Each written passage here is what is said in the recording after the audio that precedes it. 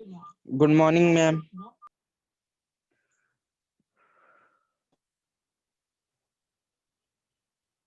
Good morning, ma'am.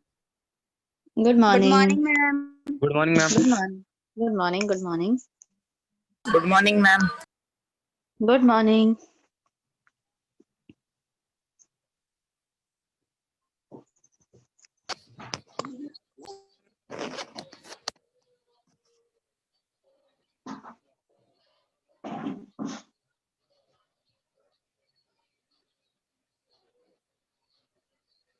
Okay, so yesterday we have started a new chapter, Good sound. morning, ma'am. Good morning, ma'am. Good morning.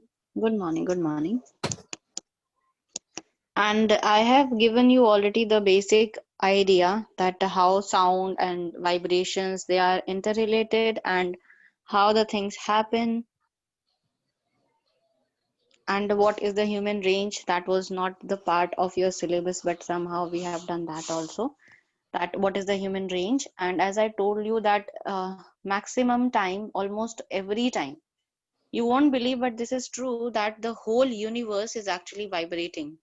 That's true, the whole universe is vibrating, but somehow the vibration is such a way that we cannot understand that is there any sound.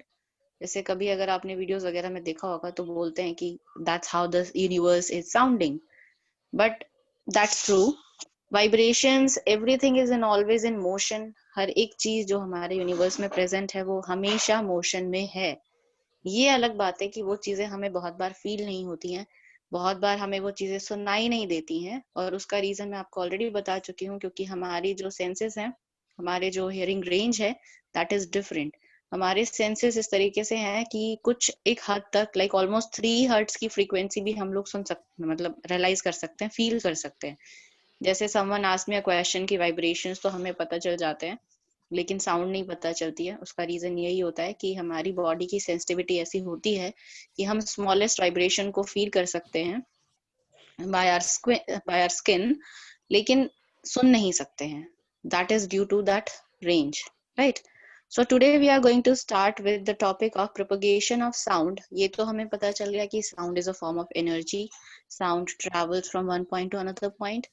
हमें सुनाई देती है, vibrations होती हैं. That is fine. But how does it propagate? मतलब ये आगे move कैसे करती है? इस एनर्जी के साथ ऐसा क्या होता है कि मैं अगर कुछ बोल रही हूँ, like if you are sitting in the class, I am speaking something, even the student who are sitting at the last point, last bench पे जो बच्चा बैठा है, उसको भी सुनाई देता है. How is that possible, right? So that topic is propagation of sound.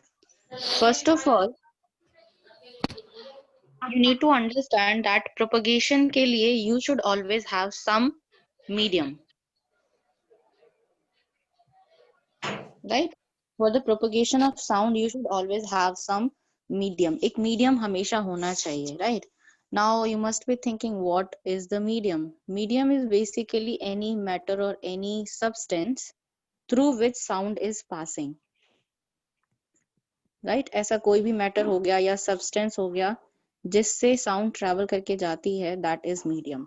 So what is the medium around you? Ma'am जहाँ पे कुछ Can नहीं you रहेगा tell वहाँ me? पे साउंड ट्रैवल नहीं हो पाएगा. नहीं हो पाएगा. उसके रिगार्डिंग एक एक्टिविटी है, दैट विल टॉक अबाउट, इसी के बाद है, उसको हम पढ़ेंगे. जहां पर कोई मीडियम नहीं होगा वहां पर साउंड आपको नहीं सुनाई देगी. ऐसा एक क्वेश्चन भी है, will come to that point. So can you tell me what is the medium around you? आपके आसपास क्या मीडियम है? जैसे you are saying something, you are sitting in a room, your mom is calling you, right? Then how can you hear her? आप कैसे सुन पाते हो? What is the medium around her? Ma'am, ma'am जैसे air. Network. Air, definitely. We have actually 3 mediums: solid, liquid, and gaseous form. Ma'am Right? These gases are the में. 3 mediums. हाँ जी? Ma'am gases form में वो भी air भी आ जाएंगी ना. हाँ, एयर भी आ गैस जाएगी. का मतलब एयर ही है. गैस का मतलब जो आपके पार्टिकल्स हैं, एयर पार्टिकल्स, उसी को हम गैस बोल देते हैं. बस वही है, सेम ही चीज है. बातें नहीं, अच्छा. प्लीज म्यूट कर लो, बहुत आवाज आ रही है. देखिए मैं क्या बता रही हूँ. अरे क्या आ रहा है मेरे फोन का? अब आया. Bittu,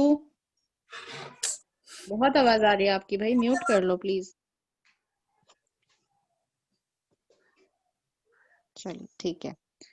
So the medium around you is basically air और gaseous form। आपके आसपास air molecules होते हैं जिनके through sound energy travels, right? ऐसे ही solid और liquid में भी होता है। इसके लिए एक छोटी सी एक्टिविटी आप ट्राई कर सकते हो।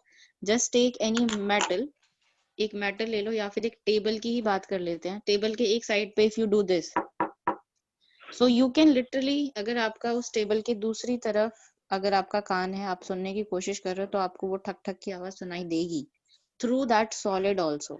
या फिर if I am doing this sound, you can literally hear it from the lower part। तो कोई भी ऐसा अगर टेबल है या कोई भी ऐसा सॉलिड मटेरियल आपको दिखता है तो आप एक साइड उसके make some sound and try to hear it from the other side, या किसी को बोलो वो सुने। So sound मतलब उसमें से भी travel होगा, सॉलिड पार्टिकल से भी साउंड ट्रैवल हो सकती है। Same in the case of liquid, liquid के केस में भी सेम ही होता है। If you are there is a very nice example, if you are like aquarium जैसे है, that is full of liquid. So if you are making some sound on the one side of the aquarium, you can literally hear it on the other side of the aquarium also. The same reason, because you have some medium in that case. Liquid is the medium and you need medium for the traveling of the sound। जहां पर भी कोई medium नहीं है, vacuum है, मतलब air particles, solid particles, liquid particles, कोई particle नहीं है, वहां पर साउंड नहीं सुनाई देगी। That is one of the reason that if you are going to the moon, ये आपका एक क्वेश्चन भी है, if you are going to the moon और मून पे आप और आपके एक फ्रेंड है, if you are trying to talk to each other, you are not able to talk। ठीक है, अगर आप जैसे हम अभी बात कर सकते हैं, ऐसे अगर आप चांद पर चले जाओ और वहां पर जाकर बातें करने की कोशिश करो, you will not be able to do that. It is not because आप ये नहीं कह सकते कि वहां पे एक मीडियम नहीं है, मीडियम है, कुछ पार्टिकल्स वहां पे हैं, लेकिन जो भी पार्टिकल्स अवेलेबल हैं वो इतनी लेस अमाउंट में है, इतनी लेस अमाउंट में, मतलब और इतने ज्यादा डिस्टेंस पर है कि वो आवाज आप तक पहुंचेगी ही नहीं, राइट? सो एक दैट आप ये कह सकते हो कि that is one of the example that sound always needs a medium to travel. क्योंकि अगर आप किसी वैक्यूम वाली कंडीशन में चले जाते हो तो वहां पर आपको कुछ सुनाई नहीं देगा कि सामने वाला इंसान क्या कह रहा है। और उसके पीछे रीजन क्या है? प्रोपोगेशन। अगर साउंड ट्रैवल ही नहीं कर पाएगी, अगर मैंने कुछ बोला है और मेरी साउंड ट्रैवल ही नहीं कर पा रही है, तो वो आप तक कैसे पहुंचेगी? You can take the example of a class में if I am saying something, even the last bencher can hear me। हालांकि आवाज थोड़ी कम आती है लास्ट पे, क्योंकि साउंड आपकी एक एनर्जी तो है, एनर्जी धीरे धीरे कम होती जाती है, तो लास्ट तक पहुंचते पहुंचते एनर्जी बहुत ही डिमिनिश हो जाती है, इसलिए आवाज कम आती है। लेकिन वहां पर एयर पार्टिकल्स ऑलवेज अवेलेबल होते हैं, इस वजह से you can always here the sound. अगर वहां पर कोई मीडियम ही नहीं है, साउंड को ट्रैवल करने के लिए स्पेस ही नहीं मिल रहा है, so how will it travel, how will it reach to the other point, right? So let us see how this all things happen। ये सारी चीजें होती कैसे हैं। मीडियम के बारे में मैंने आपको बता दिया है। now let us see how the sound travels। सबसे पहले तो you need one speaker। एक speaker होता है, the person who is speaking। यहाँ से sound travel करती है to the receiver और basically listener। You can assume this is me, this is you। आप ये assume कर सकते हो if I'm saying something, so it must be reaches to you। Okay, so जब भी आप कुछ बोलते हो, that energy, वो जो sound आपके मुंह से निकलती है, that is a form of energy। वो क्या होता है? Energy होता है।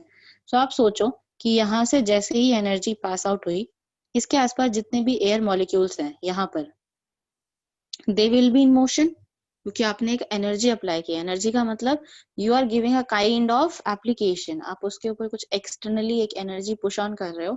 सो द फ्रंट मॉलिक्यूल, इसके सामने जो मॉलिक्यूल है, ये एनर्जी इसके साथ हिट करेगी इसको, ठीक है? सो जो एयर मॉलिक्यूल बिल्कुल सामने है आपके, यू कैन ट्राई इट। अभी आप जो बोल रहे हो, आपके बिल्कुल सामने वाला जो है मॉलिक्यूल है, वो क्या हो जाएगा? That will start in vibration, क्योंकि आपने इसको एक एनर्जी दे दी है। सो ये जो मॉलिक्यूल है आपका, ये वाइब्रेशन करने लगेगा, तो ये इस तरीके से मूव करने लगेगा, ठीक है? ऐसे, यही तो होते हैं वाइब्रेशन, जल्दी जल्दी ऐसे।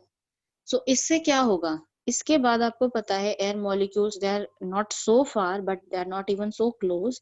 सो इस के वाइब्रेशन की वजह से इसके नेक्स्ट वाला पार्टिकल जो है वो भी वाइब्रेशन में आ जाएगा। ठीक है, जब ये वाइब्रेट करेगा तो इसके आसपास के मॉलिक्यूल्स वो वाइब्रेशन में आ जाएंगे, तो इससे नेक्स्ट वाला वाइब्रेट करने लग जाएगा। ऐसे ही इससे नेक्स्ट वाला वाइब्रेट करेगा। ठीक है, मतलब आप हर बार ये समझ सकते हो कि आपने एनर्जी दी है फर्स्ट मॉलिक्यूल को, फर्स्ट मॉलिक्यूल ने वाइब्रेशन करते करते ऐसे ऐसे करते करते सामने वाले को हिट कर दिया और अपनी एनर्जी उसको पास ऑन कर दी। सेकेंड मॉलिक्यूल ने क्या किया, that started vibrated, right, that started in vibration motion, तो ये भी वाइब्रेट करने लग गया सेकेंड मॉलिक्यूल, और ऐसे वाइब्रेशन करते करते it hits the next particle and passes on its energy to the next particle, तो इसकी एनर्जी अब इसमें आ गई। अब ये इस मॉलिक्यूल ने वाइब्रेशन शुरू कर दिया, तो इसके वाइब्रेशन की वजह से जो एनर्जी आई है वो नेक्स्ट में चली जाएगी। सो यही सेम प्रोसेस कॉन्टिन्यूसली होता रहता है। हर बार आप देखोगे कि मॉलिक्यूल्स अपनी सेम पोजीशन पर हैं, you can see it, molecules ने कुछ नहीं किया है, दे आर सिंपली वाइब्रेटिंग और energy is getting passing on. So इसने अपनी एनर्जी नेक्स्ट को दे दी, नेक्स्ट मॉलिक्यूल को, then next molecule, then next molecule, और इस तरीके से पहुंचते पहुंचते ये आप तक आती है energy. Sound is an energy definitely, so that's how the sound travels. इस तरीके से साउंड आप तक पहुंचती है। So let me just repeat it. First of all what happens, this first object, ये जो सबसे आगे का मॉलिक्यूल है, इट स्टार्ट्स वाइब्रेटिंग। ठीक है, ये वाइब्रेशन शुरू कर देता है, क्यों? Because you have passed on some energy. आपके एयर मॉलिक्यूल, जो आपके मुंह के बिल्कुल सामने वाला मॉलिक्यूल है, जैसे ही आपने एक एनर्जी दी, वैसे ही वो एयर मॉलिक्यूल्स को एनर्जी मिल गई और इसने वाइब्रेशन करना शुरू कर दिया, और इसके आसपास के मॉलिक्यूल्स भी वाइब्रेट करने लग गए। ठीक है, इस पार्टिकल का मोशन नहीं हो रहा है, प्लीज अंडरस्टैंड, ये पार्टिकल मूव नहीं कर रहा है, सिर्फ ये वाइब्रेट कर रहा है ऐसे। इस वाइब्रेशन की वजह से क्या होता है कि जो इसके कांटेक्ट में जो नियर बाय नेबर वाला जो पार्टिकल है, उसको ये हिट कर देता है। जैसे मान लो आप ऐसे अगर ऐसे ऐसे मोशन कर रहे हो, तो आपके यहाँ पर अगर जो मॉलिक्यूल है उसको ऐसे करते करते हिट करने के चांस है ना, तो वैसे ही ये भी मॉलिक्यूल इसको नेक्स्ट वाले मॉलिक्यूल को हिट करते हैं। उसके बाद इसकी एनर्जी इसमें ट्रांसफॉर्म हो जाती है, ये अपनी मेन पोजीशन पर, जहां पर पहले ये स्टेबल पोजीशन में था, अब ये वाइब्रेटिंग मोशन में आ जाएगा। सो ये वाइब्रेट करने लग जाएगा। उसके बाद this will displace the next adjacent particle, इससे जो नेक्स्ट वाला पार्टिकल है, it will set this particle in motion. So that's how this process is continuing through this whole medium until the sound is finally reaching to the listener. That's how the sound is propagating. ठीक है, ये सबको समझ में आया? Yes ma'am. Sound कैसे travel करती है? बहुत ही Yes, ma'am. सिंपल है। आपको एक पॉइंट ध्यान रखना है कि जो मॉलिक्यूल्स होते हैं वो खुद एक्चुअली मूव नहीं करते हैं। ऐसा नहीं होता है कि ये सेम मॉलिक्यूल ऐसे ऐसे ट्रैवल करके गया, नहीं, एक मॉलिक्यूल ट्रैवल नहीं करता है, सारे मॉलिक्यूल्स आपस में एनर्जी का ट्रांसफॉर्मेशन करते हैं। इसीलिए इससे पहले वाला चैप्टर एनर्जी का आया है, क्योंकि वहां से आपको एनर्जी के ट्रांसफॉर्मेशन के हिंट्स मिलेंगे, उसी को आप यहाँ पर यूज कर सकते हो। So since the energy is always getting transformed, वैसे एक मॉलिक्यूल से दूसरे मॉलिक्यूल में, फिर थर्ड मॉलिक्यूल में, ऐसे वो एनर्जी ट्रांसफॉर्म होती रहती है। अब आप खुद सोचो, अगर मैं इस डिस्टेंस को और ज्यादा इंक्रीज कर दूं, तो यहाँ तक जो पहुंचने वाली एनर्जी है वो बहुत ही कम हो जाएगी, क्योंकि हर बार same amount of energy transform नहीं होती है, हर बार एनर्जी धीरे धीरे कम ही होती जाती है। इसी वजह से the person who is just sitting next to me, जो मेरे बिल्कुल साथ में जो इंसान बैठा है, उसको मेरी आवाज बहुत अच्छे से आएगी, क्योंकि उस तक जो मेरी एनर्जी पहुंच रही है that is full.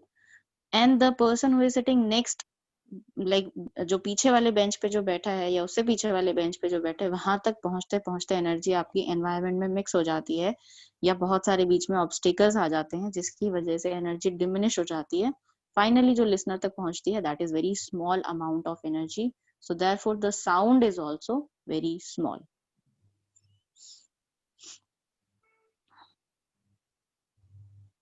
Is it all right? Yes ma'am. ठीक है, सबको समझ में आ गया ये? इसमें कोई क्वेश्चन है तो आप पूछ सकते हो अभी। No, ma'am. ठीक है, मैम बहुत ही प्रोपोगेशन, सिंपल है ऐसा। प्रोपोगेशन का मतलब होता है ट्रैवल करना, मतलब आगे बढ़ना, वो होता है प्रोपोगेशन का मतलब। तो साउंड कैसे प्रोपोगेट करती है, मतलब कैसे एक स्टार्टिंग पॉइंट से एंडिंग पॉइंट तक पहुंचती है, ट्रैवल करती है, वही मैंने आपको यहाँ पर बताया है। ठीक है, So every time the energy is getting passing on, not the particles. Particles कभी भी मूव नहीं करते हैं, वो सिर्फ वाइब्रेट करते हैं और एनर्जी को दूसरी फॉर्म्स में, दूसरे मॉलिक्यूल्स में ट्रांसफर करते रहते हैं, उनको मोशन में लाते रहते हैं। ठीक है, this is the process which happens in the propagation of sound in any medium. अब आप देखो, अगर केयरफुली आप इसको ऑब्जर्व करो तो ये आपको कुछ इस तरीके का शेप दिखाई देगा कि कॉन्टिन्यूसली चल रहा है ये process. It is not like कि एक मॉलिक्यूल है फिर अपने आप दूसरा मॉलिक्यूल है, नहीं।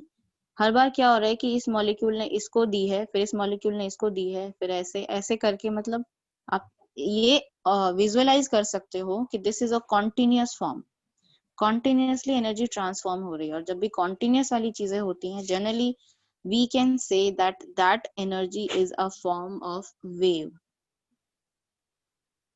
स्पीकर नहीं, साउंड, सॉरी ये नहीं है, जो साउंड है उसको हम साउंड वेव भी बोल सकते हैं। वेव इज बेसिकली, अगर आप टिपिकल हिंदी मीनिंग देखोगे तो इट्स लाइक अ लहर। ठीक है, सो ये आप खुद ही देख सकते हो कि वो जो साउंड है वो आपकी ऐसे ऐसे ऐसे ट्रैवल कर रही है कॉन्टिन्यूसली, एक लहर की तरह, इसीलिए हम उसको साउंड वेव भी कह सकते हैं। अब क्योंकि यहाँ पर जो पार्टिकल्स हैं उनके आसपास का एनर्जी मोशन है, एनर्जी का, आपको अगर याद हो तो हमने ये पढ़ा था, whenever there is some particle which is in motion, और मोशन की वजह से जो एनर्जी है उसको हम क्या बोलते हैं, काइनेटिक एनर्जी। पोजीशन की वजह से जो एनर्जी है उसको हम पोटेंशियल एनर्जी बोलते हैं। इन दोनों का कॉम्बिनेशन मैकेनिकल एनर्जी होता है। अब क्योंकि इसमें पोजीशन की वजह से भी है और उनके मोशन की वजह से भी है, क्योंकि ऑब्जेक्ट तो आपका वाइब्रेट कर रहा है ना, मोशन में है, every object is in vibrating motion. ये वाला फर्स्ट एक बार वाइब्रेशन में है तो सेकंड स्टेबल पोजीशन में है, फिर सेकंड वाला वाइब्रेशन में हो जाता है। ऐसे करके मतलब आपको दोनों टाइप्स ऑफ एनर्जीज इसमें आपको दिखाई देंगी। Therefore, sound waves are also characterized as mechanical waves. जो साउंड वेव्स हैं उनको हम मैकेनिकल वेव्स भी बोलते हैं। And I hope you have understood that why did it say so. Mechanical waves क्यों बोलते हैं? Very simple, because one particle is in motion, तो मोशन की वजह से जो एनर्जी है that is kinetic energy, but the next particle is in stable position, वो एक स्टेबल पोजीशन में है, एंड जो पोजीशन की वजह से एनर्जी होती है that is potential energy, and the combination of both of them is mechanical energy. Therefore, these waves are also known as mechanical waves. Mechanical waves. ठीक है, मैकेनिकल इज बेसिकली आप कह सकते हैं it's a combination of kinetic energy and potential energy. Mechanical का मतलब ये होता है काइनेटिक और पोटेंशियल। और काइनेटिक किस वजह से है? Because the molecule is vibrating. Potential किस वजह से है? Because the next molecule is still in stable position. एक ही मॉलिक्यूल तो एक बार में वाइब्रेटिंग पोजीशन में है, या आसपास के मॉलिक्यूल्स वाइब्रेशन में है, लेकिन उसके बाद वाले तो स्टेबल में है, they are not vibrating. So therefore, it's a combination of both of them, and hence we call them as mechanical waves also. Is it okay to everyone? Yes, ma'am. Understood? Yes, ma'am. Okay. Now tell me, what is the most common medium of sound? Most Air. common medium. Air. Air. Air. क्योंकि this is the only medium which is always present around you. इस medium को आप कभी भी बहुत ही easily हटा नहीं सकते हो. So this is the most common medium है of sound traveling, that is air. ठीक है. Now we are going to study that there are two things. जब भी कोई vibration होती है तो vibration के time पे एक दो positions हमारे पास आती हैं. हम ये जानने की कोशिश कर रहे हैं जो ये wave है, how does it actually look like? ये wave किस तरीके से दिखाई देती है, that we are going to study now. ठीक है. So इस चीज को थोड़ा सा ध्यान से देखना और समझने की कोशिश करना. Assume this is your tuning fork. ठीक है, ये आपका tuning fork है. जब ये वाइब्रेट करेगा तो ये एक बार तो जाएगा इस तरफ और फिर वापस बैक पोजीशन में. वाइब्रेशन यही तो होता है, ऐसे ऐसे, isn't it? This to and fro motion is vibration. So what happens? When this tuning fork, ये जो इस वाला स्ट्रिप है, इधर वाला स्ट्रिप है, जब ये आगे की तरफ मूव करता है वाइब्रेशन के टाइम पे, ऐसे एक हो गया ये वाला कंडीशन, और फिर ये वापस इस ओरिजिनल पोजीशन पे आएगा यहाँ पर, ये हो गया दूसरा condition. Isn't it vibration, to and fro motion? ये mean position है, this is to, this is fro, this is to, this is fro. So this is basically, that's how the vibration is happening. Now let us see what happens in this first case, जब आपका tuning fork आगे की तरफ गया है, what happens in the case when the tuning fork is coming in the backward direction. We are going to study them one by one. So the first case is, this was your tuning fork, right? And this strip is moving in this way. Now see this carefully, what happens, इसके आसपास में एक bundle of air ले लेती हूँ, मतलब एक यहाँ तक का मैं बॉक्स मान लेती हूँ इस तरीके का, ठीक है। सिर्फ मैंने इतने ही पैसेज को लिया है, just to make it more clear. This is full of air, you know this thing. आपको पता है एक मीडियम में अगर आप ट्यूनिंग फॉर्क को रखोगे और मीडियम में ही अगर टू एंड फ्रो मोशन हो रहा है तो आपके आसपास तो एयर ही है। So this part, this small part which I have taken, this is full of air. So जैसे ही आपका ये ट्यूनिंग फॉर्क, इनिशियली ये पूरा भरा हुआ था एयर से, ठीक है, ये दिस वाज फुल ऑफ, मैं फिर से बनाती हूँ, दोनों कंडीशंस कंपेयर करने हैं ना, इसलिए let me just draw this again. This is the initial condition, ठीक है, right, this is full of air molecules. ये आपका इनिशियली जो ट्यूनिंग फॉर्क है वो इस तरीके से है। Now when it starts vibrating, तो ये जाएगा आगे की तरफ, तो हम देखते हैं जब ये आगे की तरफ जाता है तो मॉलिक्यूल्स पर क्या इफेक्ट पड़ता है। This is moving in this way and the passage is still this much. All the molecules are shifted in this way. Can you see any difference between these two? आपको इन दोनों figures में कोई difference दिखाई दे रहा है? Molecules और closure हो जाते हैं जब वाइब्रेट होते हैं। Exactly, very good. That is what I wanted to show you. Thank you. So what is happening actually, when the tuning fork is in stable position, you can see that the air molecules are far apart. उनको अच्छा खासा space मिल रहा है, they are easily moving.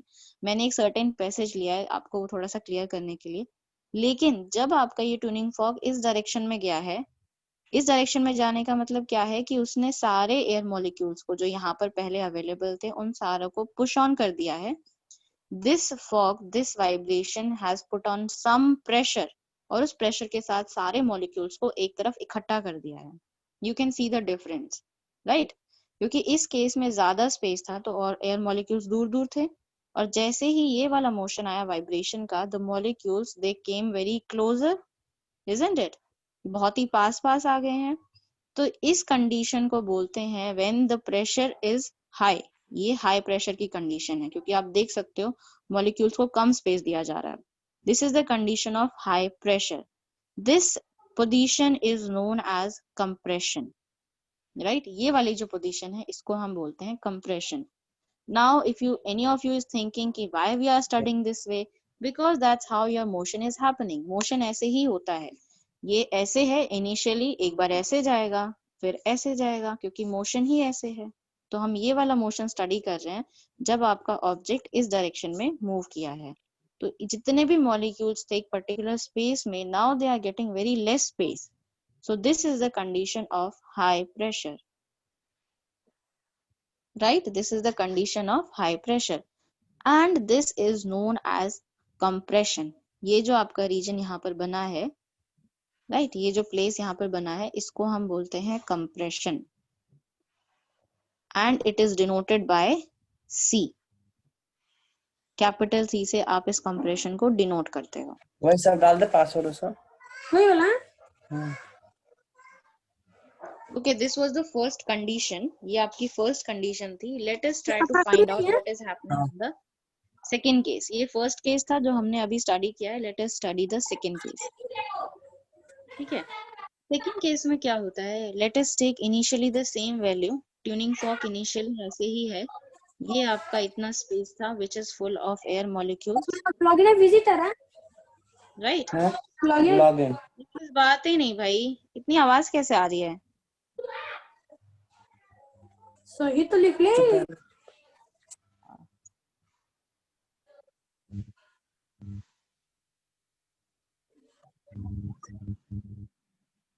Okay, so this was the initial condition. You can see that this is the tuning fork और इसके सामने air molecules एक passage में इस तरीके से हैं. Now when the fork is going in the backward direction, mean position से जब इस तरफ जाएगा, motion तो ऐसा ही है, एक बार इधर फिर ऐसे. So the next condition will be when the fork is like this. ये motion वाली condition है.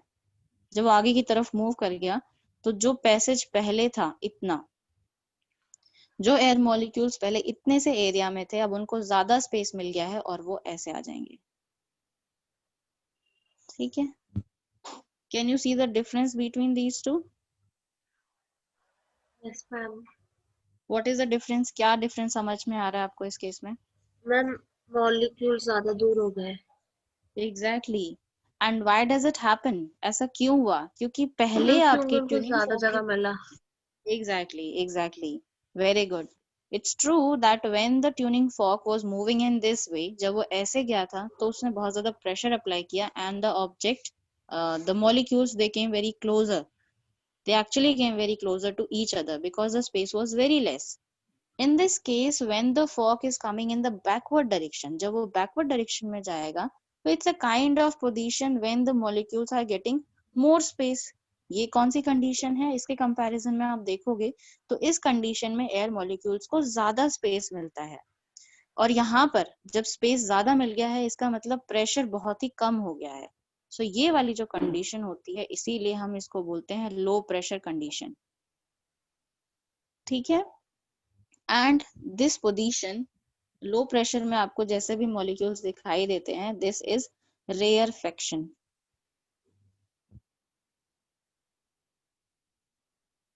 Rarefaction. This is known as the condition of rarefaction and denoted by capital R. ठीक है, ये दोनों कंडीशन सबको समझ में आ गए? Yes ma'am. सबको अच्छे से समझ में आ गया कंप्रेशन और रेयरफेक्शन क्या होता है? अब आपको क्या करना है, सिंपली इन दोनों को कर दो कंबाइन. ठीक है, इन दोनों को कंबाइन करके देखते हैं क्या होता है. इनिशियली जब ऑब्जेक्ट आपका ऐसे गया था, ये वाली पहली कंडीशन तो ये होगी, तो आपके मॉलिक्यूल्स थे ऐसे. ठीक है. दूसरी कंडीशन जब आपका ये जो फॉग था ये आगे की तरफ मोशन में आया तो आपके मॉलिक्यूल्स कैसे थे? ऐसे, दूर दूर. Right.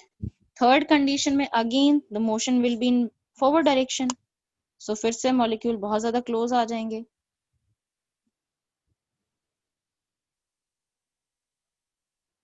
And then again this backward condition, फिर से मॉलिक्यूल बहुत दूर चले जाएंगे, फिर से पास आ जाएंगे. So this process will keep on happening. ये प्रोसेस आपका ऐसे ही चलता रहेगा और इन सबको कंबाइन करके आपको एक पर्टिकुलर वेव मिल जाएगी. That's how the sound is travelling. ये एक्चुअल प्रोपोगेशन होता है साउंड का. एक बार बहुत ज्यादा कंप्रेशन होता है, एक बार रेयरफेक्शन होता है. सो आप देखो यहाँ पे कंप्रेशन है यहाँ तक, then this much is rarefaction, then compression, then rarefaction, then compression, and that's how it is keep on happening. If you see in your book, अगर आप इसको बुक में चेक करो, so figure 12.5 is exactly same.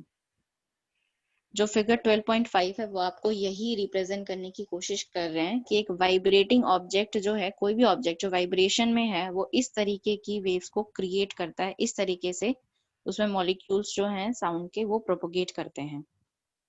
जैसे कि हाँ जी, हम किसी को बोलते हैं तो मैम वो कभी कंप्रेशन फिर रेयरफेक्शन, कंप्रेशन फिर रेयरफेक्शन ऐसे बन के उनको सुनाई देता है. हाँ, लेकिन अल्टीमेटली साउंड तो वैसे ही आएगी. ये तो रीजन्स होते हैं, ये तो वाइब्रेशन की वजह से ऐसे रीजन्स होते हैं कि आपके ऑब्जेक्ट ऐसे ऐसे ट्रैवल कर रहे हैं, हम इसको थोड़ा डेप्थ में देख रहे हैं. ये कंडीशन तो यही वाली एप्लीकेबल होती है, ये कि आप दूर हो तो आपको कम सुनाई देगा क्योंकि एनर्जी कम है। Now we are going in one vibration. अभी हमने ओवरऑल देखा था, अभी हम सिर्फ इस एक वाइब्रेशन की बात कर रहे हैं। तो इसे एक वाइब्रेशन ने क्या काम किया है या इसे एक वाइब्रेशन की वजह से क्या हुआ है, वो ये दोनों कंडीशंस थी। उन कंडीशंस को जब हमने कंबाइन कर दिया तो हमारे पास इस तरीके की एक सीरीज बन गई है। तो मतलब हम ये कह सकते हैं कि जो भी हमारी साउंड है वो प्रोपोगेट कैसे करती है, डेंसिटी की फॉर्म में। मतलब एक बार डेंसिटी बहुत ज्यादा हाई होती है मॉलिक्यूल्स की, इकट्ठे हो जाती है, फिर दूर हो जाते हैं मॉलिक्यूल्स, फिर इकट्ठे हो जाते हैं, फिर दूर हो जाते हैं। इस तरीके से एक आप इसको ये कह सकते हो कि प्रेशर की फॉर्म में इसको समझ सकते हो, डेंसिटी की फॉर्म में समझ सकते हो। This is high pressure condition और हाई डेंसिटी कंडीशन। फिर ये लो प्रेशर है और लो डेंसिटी है। डेंसिटी होता है कितने ज्यादा मॉलिक्यूल्स अवेलेबल हैं। This is high density, high pressure, low density, low pressure, high density, high pressure. So that's how in the form of density and pressure also you can understand that's how your sound is propagating. यही होता है। लेकिन ये process अगर continuously भी चलता रहे तो कुछ अमाउंट ऑफ एनर्जी आपकी अगर डिस्ट्रॉय हो भी जाएगी तो आप तक जनरली वही पहुंचेगी। हम इसको थोड़ा सा डेप्थ में स्टडी कर रहे थे कि एक साउंड की वाइब्रेशन से क्या क्या इफेक्ट होता है या एक वाइब्रेशन की वजह से कैसे साउंड प्रोपोगेट करती है। तो वो ये उसका आंसर है ये। हम इसको इस तरीके से समझ सकते हैं। ठीक है, ये सबको समझ में आ गया कंप्रेशन और रेयरफेक्शंस क्या होते हैं? Is this topic clear yes to ma'am. Everyone? ये इतना टॉपिक, कोई क्वेश्चन नहीं है किसी को? Definitely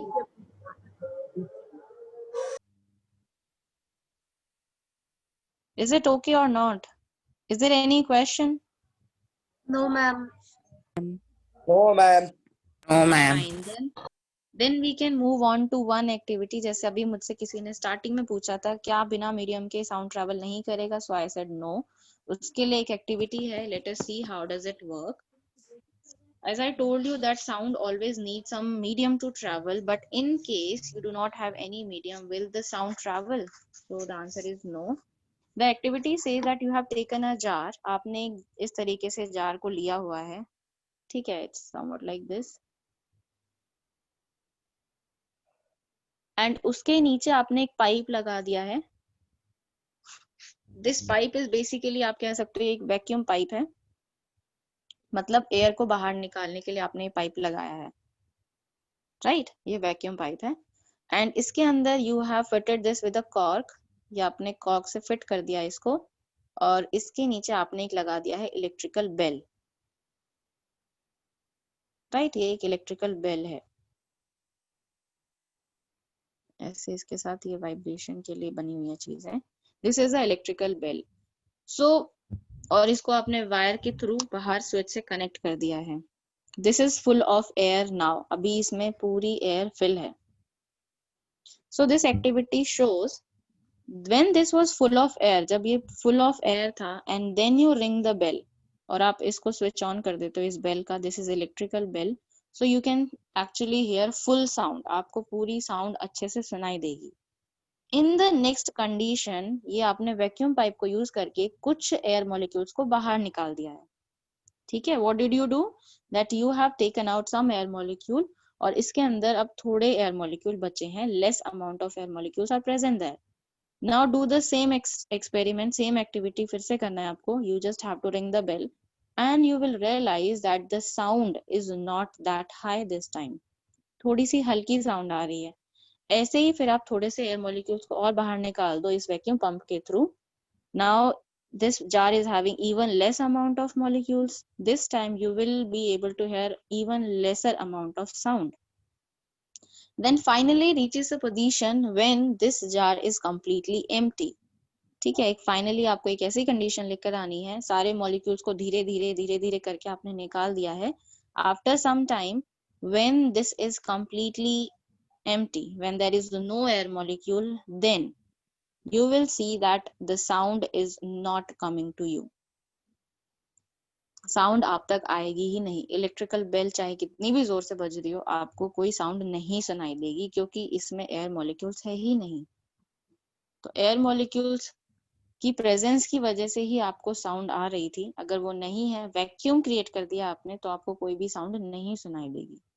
So this is the activity which shows that yes, you need always a medium for the traveling of the sound. In case there is no medium, sound will not be traveled. And as I told you in the case of moon, क्योंकि moon पर आपका atmosphere नहीं होता है, वहां पे air molecules नहीं होते हैं, डिफरेंट पार्टिकल्स प्रेजेंट है वहां पर, कुछ सॉलिड पार्टिकल्स ये सब हैं, but they are so much far apart that the sound is not actually reaching from one place to another place.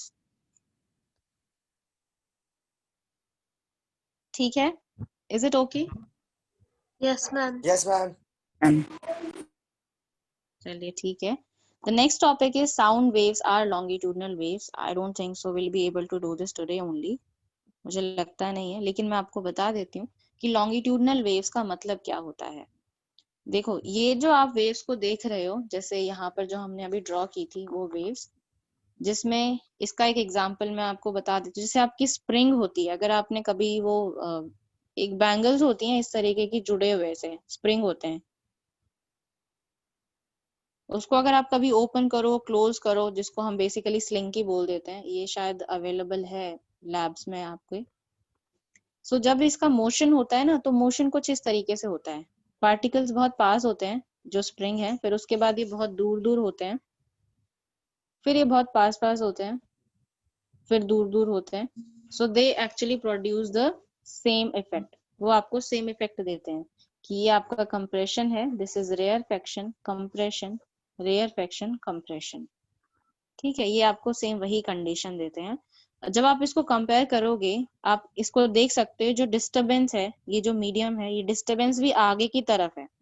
ठीक है, आपने क्या किया है, ये जो स्लिंकी है इसका मोशन है ये आगे की तरफ है, और जो साउंड का प्रोपोगेशन है वो भी आगे की तरफ ही है.